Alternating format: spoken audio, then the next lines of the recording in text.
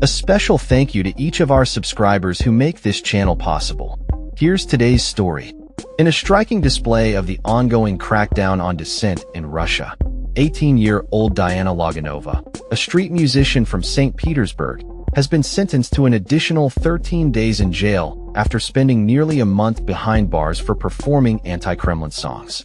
Loginova, known by her stage name Naoko, was arrested last month during a series of impromptu street concerts that featured cover versions of songs by exiled Russian artists critical of the government and the war in Ukraine. Her performances quickly gained traction on social media, garnering over 50,000 followers and capturing the attention of the authorities.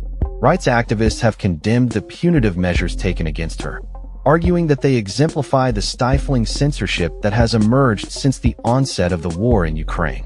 Loginova's troubles began when she performed a song titled Swan Lake Cooperative by Noise MC, an exiled anti-Kremlin rapper.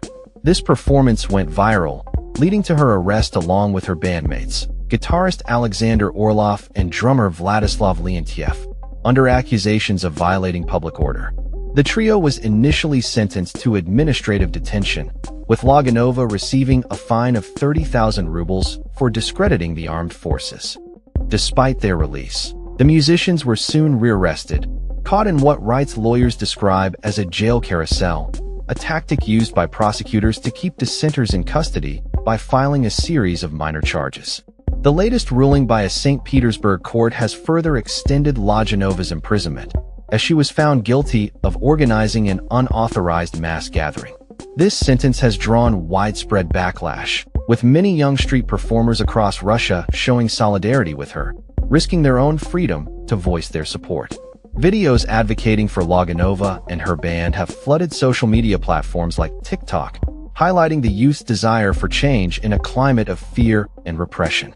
Loginova's case has become emblematic of the broader struggle against the Kremlin's tightening grip on free expression. Since the invasion of Ukraine, thousands have been detained for voicing opposition to the war or criticizing President Vladimir Putin. The Russian government has enacted sweeping censorship laws, reminiscent of Soviet-era restrictions, effectively silencing dissenting voices and stifling public discourse. In a related incident, another young performer, Yekaterina Romanova, was sentenced to 15 days in jail for showing support for Loginova in the city of Perm. The crackdown on artists and musicians has raised alarms among human rights organizations, which argue that these actions reflect a systematic effort to eliminate any form of public opposition. As Loginova continues to face legal battles, her story serves as a poignant reminder of the power of art as a form of resistance. Despite the risks, her music resonates with many young Russians who are increasingly disillusioned with the current political climate.